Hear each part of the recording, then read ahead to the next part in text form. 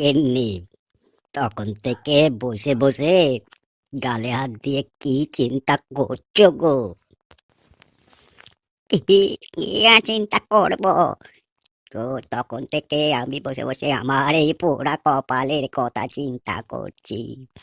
সারাটা জীবন খালি কেটে কেটে গেলাম, কিচ্ছু শখ আহ্লাদ বলে আর কিচ্ছু করতে পারলাম না। কেন গো গিন্নি, সারা জীবন দুজনে মিলে ভালোই তো কাটিয়েছি, খারাপ তো কিছুই কাটাইনি।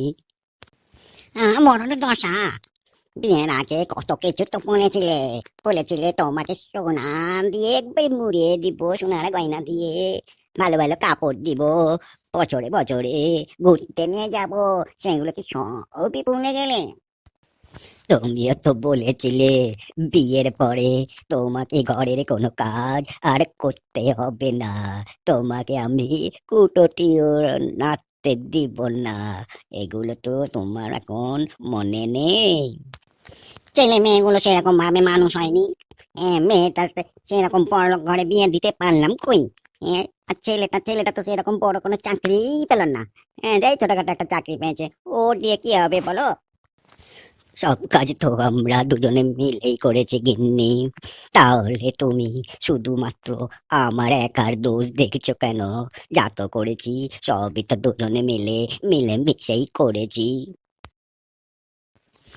কি গো, তোমরা বৃষ্টির দিনে জমিয়ে গল্প করছো তো? আর বলো না তোমার এই বন্ধুর কথা, জীবনে কিচ্ছু করতে পারলো না। তা বলছো কেন?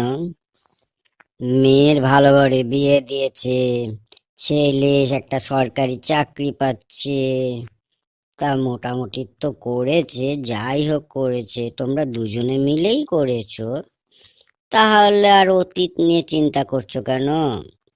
যত অতীত নিয়ে চিন্তা করবে ততই মন খারাপ করবে।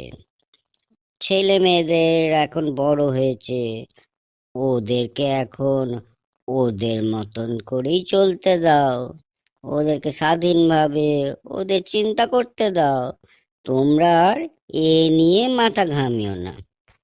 তুমি ঠিকই বলেছ বন্ধু, অতীত নিয়ে বেশি চিন্তা করো না, বর্তমান নিয়েই থাকো। অতীত নিয়ে যত চিন্তা করবে তত কষ্ট পাবে।